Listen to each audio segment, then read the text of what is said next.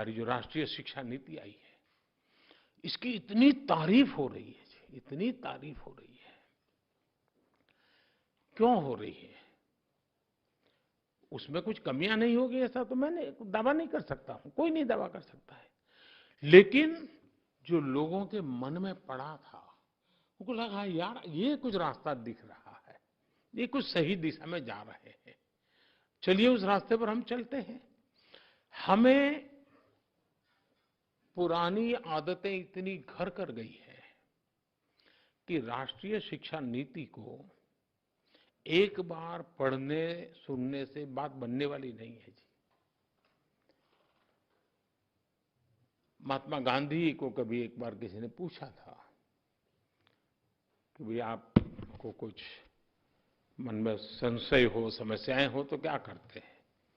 तो कहा मुझे भागवत गीता से बहुत कुछ मिल जाता है। इसका मतलब वो बार बार उसको पढ़ते हैं, बार बार उसके अर्थ बदलते हैं, बार बार नए अर्थ दिखते हैं, बार बार नया प्रकाशमान पुंज सामने खड़ा हो जाता है। ये राष्ट्रीय शिक्षा नीति भी जब तक शिक्षा जगत के लोग उससे हर समस्या का समाधान उसमें है क्या, 10 बार पढ़े, 12 बार पढ़े, 15 बार पढ़े, सॉल्यूशन इसमें है क्या, उसको उस रूप में हम देखेंगे। एक बार आया है, चलो सर्कुलर आता है, वैसे देख लिया तो नहीं होगा। उसको हमने हमारी रगों में उतारना पड़ेगा, हमारे जहन में उतारना पड़ेगा। अगर ये प्रयास होता है तो मुझे पक्का विश्वास है कि राष्ट्रीय शिक्षा नीति बनाने में हमारे देश के टीचर्स का बहुत बड़ा रोल रहा है। लाखों की तादाद में टीचर्स ने कंट्रीब्यूट किया है इसको बनाने में।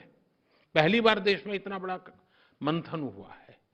जिन टीचर्स ने इसे बनाया है, उन टीचर्स का काम है कि उसको सरकारी भाषा वगैरह बच्चों के लिए काम नहीं आती है।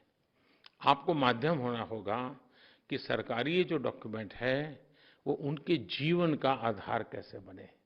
मुझे उसको ट्रांसलेट करना है, मुझे उसको फुल स्टॉप कॉमा के साथ पकड़ते हुए भी उसको सहज सरल रूप में उसको समझाना है।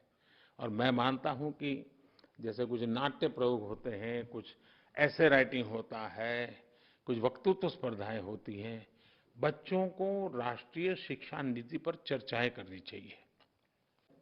15 अगस्त को आज़ादी के 75 साल का ये मेरा भाषण था, तो उसका एक अपना अलग मेरा मिजाज भी था। तो मैंने 2047 को ध्यान में रख करके बातें की और उसमें मैंने आग्रह किया कि पंच प्राण की चर्चा की। क्या उन पंच प्राण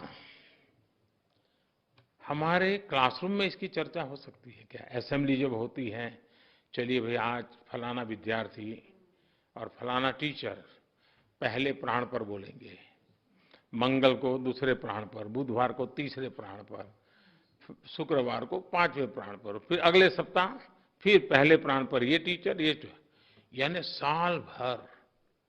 उसका अर्थ क्या है, हमें क्या करना है? ये पंच प्राण हमारा भी तो प्राण तत्व होना चाहिए, हर नागरिक का होना चाहिए। इस प्रकार से अगर हम कर सकते हैं तो मैं समझता हूं उसकी सराहना हो रही है। सब लोग कह रहे हैं हाँ भाई ये 5 प्राण ऐसे हैं कि हमारे आगे जाने का रास्ता बना देते हैं। तो ये 5 प्राण उन बच्चों तक कैसे पहुंचे, उनके जीवन में कैसे आए, इसको जोड़ने का काम कैसे करेंगे। दूसरा, हिंदुस्तान में अब कोई स्कूल में बच्चा ऐसा नहीं होना चाहिए जिसके दिमाग में 2047 का सपना न हो। उसको कहना चाहिए बताओ भाई तुम 2047 में तुम्हारी उम्र क्या होगी, उसको पूछना चाहिए। हिसाब लगाओ, तुम्हारे पास इतने साल है, तुम बताओ इस इतने सालों में तुम तुम्हारे लिए क्या करोगे और देश के लिए क्या करोगे। हिसाब लगाओ 2047 के पहले तुम्हारे पास कितने साल है, कितने महीने हैं, कितने दिन है, कितने घंटे हैं। तुम एक एक घंटे को जोड़ करके बताओ तुम क्या करोगे। तुरंत उसका एक पूरा कैनवास तैयार हो जाएगा कि हाँ आज 1 घंटा चला गया, मेरा 2047 तो पास आ गया। आज 2 घंटे चले गए, मेरा 2047 पास आ गया। मुझे 2047 में ऐसे जाना है, ऐसे करना है। अगर ये भाव हम बच्चों के मन मंदिर में भर देते हैं, एक नई ऊर्जा के साथ, एक नई उमंग के साथ, वो बच्चे लग जाएंगे। और दुनिया में प्रगति उन्हीं की होती है जो बड़े सपने देखते हैं, बड़े संकल्प लेते हैं और दूर की सोच करके जीवन को खपा देने के लिए तैयार होते हैं।